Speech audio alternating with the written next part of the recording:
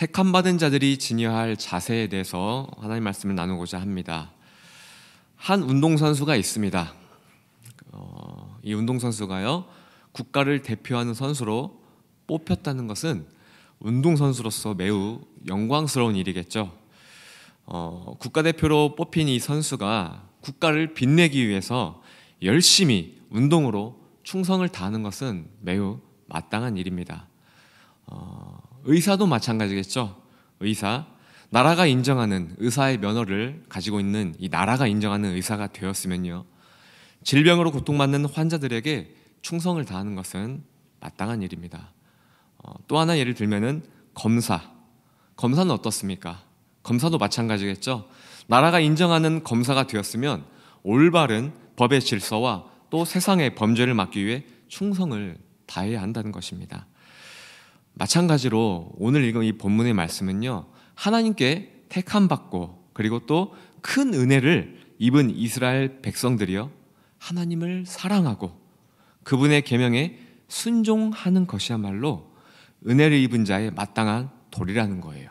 그리고 그들을 향한 하나님의 뜻임을 강조하는 내용이 바로 오늘 말씀 신명기서 10장 12절에서 15절의 말씀이라는 겁니다. 우리 또한 하나님의 크신 은혜로 구원을 받은 자녀들입니다. 구원받은 자녀로서 하나님 앞에 어떻게 서야 하는지에 대해서 오늘 본문 말씀을, 신약의 말씀을 활용해서 한번 살펴보도록 하겠습니다.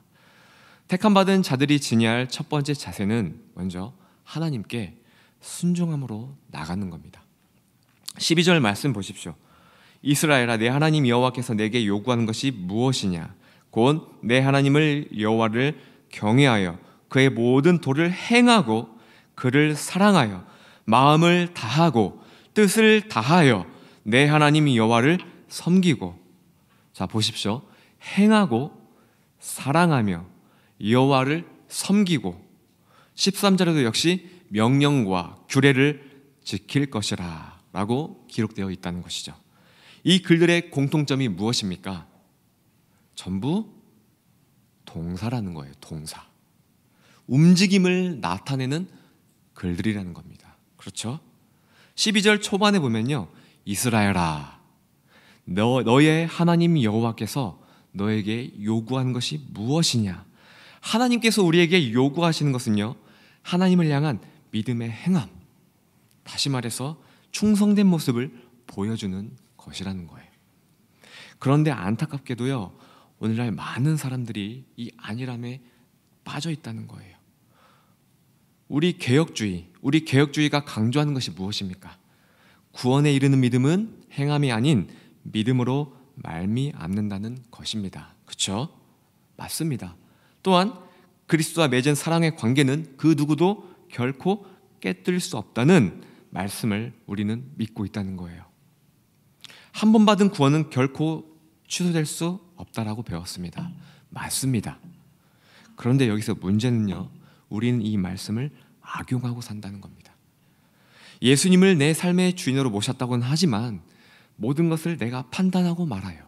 그리고 내 멋대로 행동해요. 거룩하신 하나님의 말씀을 내 뜻대로 가려낸다는 거예요. 그리고 내 취향에 골라 듣는다는 거예요. 내 논리로 판단하고 정의를 내린다는 겁니다. 또한 예배는 일주일에 한 번이면 족하다는 생각으로 예배를 일종의 강의 또는 개인의 휴식 따위로 여기는 사람들이 너무나 많다는 겁니다. 오늘날 이 한국교회를 보면요, 신자들의 숫자는 줄지 않습니다. 그러나 새벽 예배, 금요 철야, 이렇게 예배 숫자가 조금씩 줄고 있다고 합니다. 무엇을 뜻합니까? 많은 사람들이요, 하나님을 경외하지 않는다는 거예요. 마음을 다하고 뜻을 다하여 하나님을 섬기지 않겠다는 겁니다. 야고보서 2장 17절에 이렇게 기록합니다. 이와 같이 행함이 없는 믿음은 그 자체가 죽은 것이라. 이어서 26절에 보면 영혼 없는 몸이 죽은 것 같이 행함이 없는 믿음은 죽은 것이니라. 많은 그리스도인들이 이렇게 행함이 없는 죽은 믿음을 가지고 살아간다는 것입니다. 성경은요, 믿음과 행함을 따로 구분짓지 않았습니다. 믿음과 행함은 마치 동전의 양면과도 같다는 것이죠. 제가 일전에 하나님은 동사다라는 그 설교 제목으로 이 예화를 한번 든 적이 있었는데, 저자 윌리엄 폴 영의 소설 오두막이라는 책이 있습니다. 이 책이 2017년도 4월 말에 최근에 영화로 개봉했다고 합니다. 전 세계 그리스도인들에게 감동을 준 베스트셀러이기에 영화 또한 흥행했을 거라 믿습니다. 여기에 등장하는 주인공 맥켄지와 성령님이 대화를 나누는 내용이 나옵니다. 이 맥켄지에게 성령님이 이렇게 말씀하십니다. 나는 살아있고 생명력이 있는 동사입니다. 나는 달리고 걷고 웃고 울며 죽어있는 명사를 동사로 바꾸는 생명력이 넘쳐나는 하나님입니다. 이 책의 내용을 통해 우리가 알 수 있는 것이 무엇입니까? 우리는 행함이 아닌 믿음으로 구원을 받았습니다. 맞습니다. 그런데 그 믿음을 주신 분이 누구십니까? 바로 하나님이라는 거예요. 하나님은 명사가 아닌 동사의 성질을 갖고 계신 분이라는 거예요. 움직이시는 분, 생명력이 넘쳐나는 분이라는 거예요. 그분이 주시는 믿음은 죽은 믿음입니까? 아니죠. 살아있는, 행함이 있는 믿음을 우리에게 주셨다는 거예요. 에스겔서 37장에 보면 마른 뼈 환상에 대한 이야기가 나옵니다. 바짝 말라버린, 생명력이라고는 전혀 없는 마른 뼈. 하나님은 말씀으로 이 뼈들에게 힘줄을 두고 살을 입히세요. 그리고 가죽을 덮으십니다. 마지막으로 생기를 넣어 살아있는 큰 군대를 만드신다는 거예요. 그리고 14절에 보면 이렇게 기록되어 있습니다. 내가 또 내 영을 너희 속에 두어 너희가 살아나게 하고, 성령님이 이 군대를 살리셨다는 거예요. 생명력이 없었던 마른 뼈들에게 힘줄과 살을 입히시고 생기를 불어넣어 큰 군대를 만드신 분이 바로 성령님이라는 겁니다. 오두막에서 소개된 이 성령님과 마찬가지로 성령에서도 성령님은요, 명사가 아닌 동사, 죽음이 아닌 생명을 주관한다고 기록하고 있다는 겁니다. 예수님을 믿음으로 구원을 얻은 자녀들에게는요, 성령님이 함께 하십니다. 값없는 은혜로 우리를 택하시고 구원하신 하나님을 경외하도록 만드시는 분이 성령님이라는 거예요. 값없는 은혜로 우리를 구원하신 하나님께 죽도록 충성하게 만드시는 분이 성령님이라는 겁니다. 내 삶의 모든 결정권자, 주인이 하나님이 되도록 이끄시는 분이요, 성령님이라는 겁니다. 신앙생활은요, 듣는 것으로 만족해서는 안 됩니다. 좋아하는 일과 좋아하는 사람과만 어울리는 것이 아니라는 거예요. 신앙생활은요, 들었으면 일어나 가는 겁니다. 나에게 낯선 일들에 도전하고 부딪히는 겁니다. 낯선 성도와도 어울려 보라는 겁니다. 오랜 시간에 익숙해져 있는 환경에서 엉덩이를 붙이고 말씀만 들어오고 또 좋아하는 사람과만 교제하고 내가 원하는 일만 골라서 하는 신앙생활은요, 아무 힘이 없다는 거예요. 신앙 성장이 없다는 겁니다. 광대하신 하나님을 깊이 있게 알아갈 수 없다는 거예요. 얼마 전 제가 네팔 선교를 다녀왔습니다. 저에게 네팔은 처음이었어요. 모든 것이 낯설었습니다. 같이 간 성도분들도요, 교회에서만 눈인사마 했을 뿐이지, 이렇게 눈인사마 했을 뿐이지 대화를 한 번도 해본 적이 없는 분들이 많이 있었습니다. 그런데 5박 6일간 같이 선교 사역을 하면서 매우 많이 친해졌어요. 그런데 이 친해짐이라는 것은요, 단순히 먹고 즐기며 가까워진 1차원적인 뜻이 아니에요. 네팔의 영혼들을 위해 같이 한 마음으로 기도했습니다. 같이 한 마음으로 땀 흘리며 뛰었습니다. 하나님의 크신 은혜와 감동의 현장을 같이 바라봤어요. 이 안에서 우리는요, 자연스레 친해졌다는 거예요. 주 안에서 사람을 얻는다는 기쁨, 주 안에서 교제한다는 기쁨이 이런 거구나라는 것을 깨달았습니다. 여기에서 우리는 섬김을 배웁니다. 그리고 희생을 배웁니다. 그러므로 우리의 믿음은 성장한다는 겁니다. 또한 저는 네팔에서 청소년들 캠프를 맡았습니다. 40명 가까이 되는 아이들이 참석했어요. 그 중에 27명이 예수님을 영접하지 않는 아이들이었습니다. 이 아이들이 예수님을 영접했습니다. 그리고 많은 사람들이 보는 앞에 한 명씩 나와서 간증을 하는 시간이 있었어요. 저는 이 아이들의 간증을 듣고 큰 충격을 받았습니다. 예수님을 이제야 알았다면서요. 이 아이들이요, 예수님을 이제야 알았다면서 회개와 감동의 눈물을 펑펑 흘리는 거예요. 말을 힘겹게 이어갑니다. 또 어떤 아이는요, 부모님의 핍박이 너무 심해서 성경을 화장실에 숨겨둔대요. 그리고 소변이 마렵지도 않은데도 화장실에 그냥 굳이 가서 너무 성경을 읽고 싶어서 눈물을 흘리면서 그 성경을 읽는다고 합니다. 어떤 아이는요, 예수님이 너무 좋아서 여기저기 다니며 예수님을 자랑하고 알리고 싶대요. 우리가 사는 네팔은 한국과 달라서 예수님을 알리면 핍박이 심하고 또 어려운 일들을 겪을 수도 있지만 목숨을 걸어서라도요, 내가 사랑하는 예수님을 전하고 싶다고 간증을 했습니다. 성도 여러분, 10대 아이들의 입에서 이러한 간증이 터져 나왔다는 거예요. 예수님을 영접한 지 겨우 몇 시간이 안 된 아이들이 예수님을 영접하고 감격하며 눈물을 흘리며 춤을 췄다는 겁니다. 저뿐만 아니라 저와 함께 했던 모든 팀원들 모두 이 경험을 통하여 복음의 능력이 무엇인지를 다시 한번 깊이 있게 깨달았던 시간이었습니다. 이 체험을 통해 우리의 믿음이 한 단계 성장했다는 겁니다. 제가 이 간증을 말씀드린 이유는 딱 하나입니다. 하나님의 은혜와 능력이 강력하게 일어나는 현장에 뛰어들라는 거예요. 익숙한 환경에서 벗어나서 하나님이 강력하게 역사하시는 현장에 들어가라는 겁니다. 움직이라는 겁니다. 하나님이 요구하시는 말씀에 순종하라는 겁니다. 하나님의 말씀은 살아있습니다. 운동력이 있습니다. 이 말씀이 우리 안에 들어오게 되면요, 우리도 살아나게 되고 운동력이 있게 움직인다는 거예요. 이 일을 성령님이 주관하신다는 것입니다. 이렇게 성령님의 인도하심을 받는 자들은요, 하나님의 말씀을 순종하는 것이 부담으로 다가오지 않는다는 거예요. 그래서 우리는 날마다 성령 충만함을 구해야 한다는 것입니다. 우리 옆 사람과 한번 인사해 보겠습니다. 성령 충만하십시오. 강하고 담대하십시오. 왜 이제 이렇게 인사하는지 아시겠죠? 세상의 물질에 목말라 할 것이 아니에요. 늘 성령 충만함에 목말라 해야 한다는 것입니다. 사슴이 목이 말라 시냇물을 간절히 찾듯이 우리도요, 매일매일을 성령 충만함을 간절히 구해야 한다는 것입니다. 이 성령 충만함을 받고 하나님께 믿음의 행함을 보이는 자들이 되기를 바랍니다.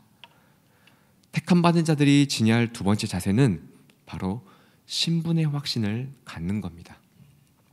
15절에 보면요, 너희를 만민 중에서 택하셨음이, 너희를 만민 중에서 택하셨음이.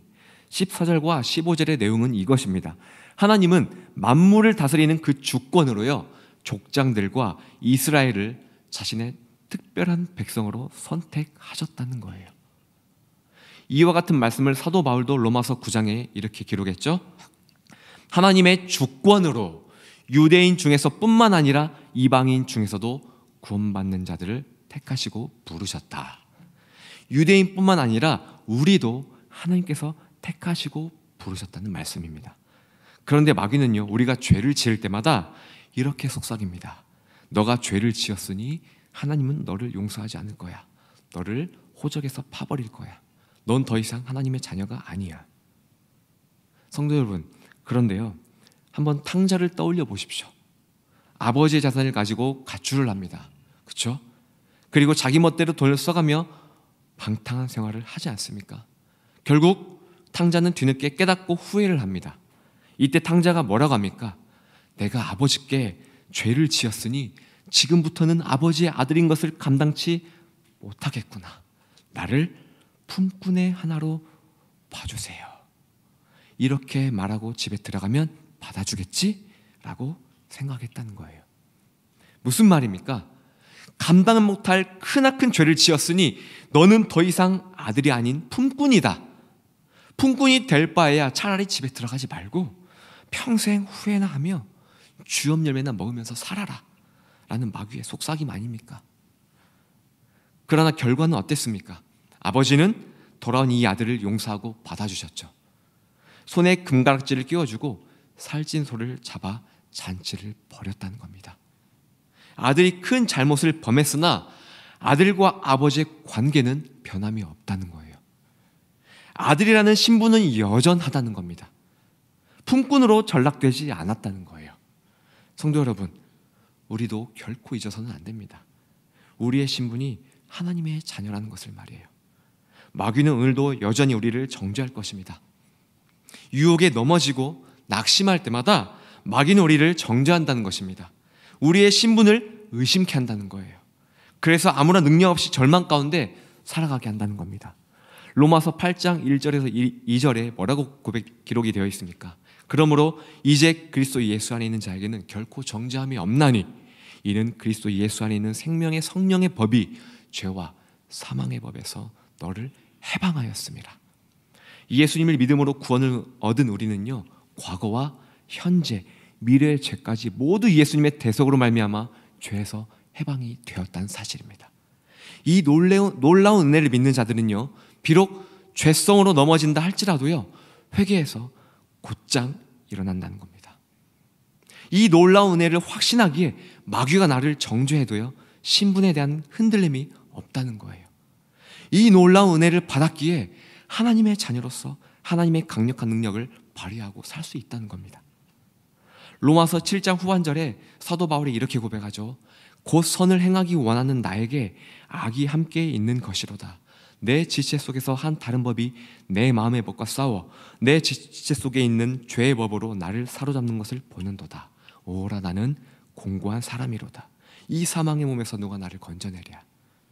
이 고백을 통하여 알 수 있듯이 우리의 신분이요, 하나님의 자녀가 되었다 할지라도 언제든 넘어질 수 있다는 사실이에요.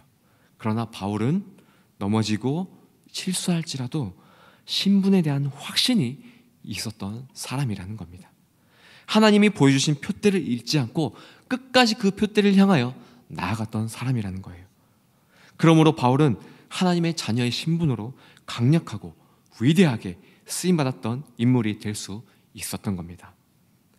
성도 여러분, 과거에도 그리고 오늘 현재에도 앞으로 미래에도 여전히 허물투성이인 여러분을 하나님께서는 용서하시고 자녀로 삼아 주셨다는 것을 믿으시기 바랍니다. 비록 죄악에 걸려 넘어지고 깨지더라도요, 또 마귀가 그것을 가지고 정죄하더라도요, 하나님과 여러분의 신분 관계에는요, 여전히 변함이 없다는 것을 믿기를 바랍니다. 여러분에게 주신 표대, 이 표대를 향하여 믿음의 경주에서 승리하는 성도님들이 되시길 바랍니다. 말씀을 마치겠습니다. 하나님께 택함받아 구원을 얻은 우리가 하나님 앞에서 어떠한 모습으로 서 있어야 하는가, 이것에 대해 신명기 말씀을 통해 우리는 두 가지로 살펴봤습니다. 첫째는 하나님의 자녀답게 순종함을 보이라는 겁니다. 우리에게 믿음을 주신 하나님은 생명력이 넘치시고 살아있는 동사와 같은 분이십니다. 그러므로 하나님이 주신 이 믿음 또한 살아있는 믿음이라는 거예요. 살아있는 믿음으로 하나님을 기쁘시게 할 수 있어야 한다는 겁니다. 하나님께 충성해야 한다는 겁니다. 살아있는 이 믿음을 강력하게 사용하기 위해서는 늘 성령의 충만함을 사모해야 한다고 말씀드렸습니다. 이 성령에 사로잡히게 되면요, 우리 안에서요, 살아있는 믿음이 강력하게 역사한다는 사실입니다. 둘째로는 신분의 확신을 가지라는 겁니다. 마귀는 우리의 신분을 흔들어 낙심케 하고 쓰러져서 일어나지 못하게 합니다.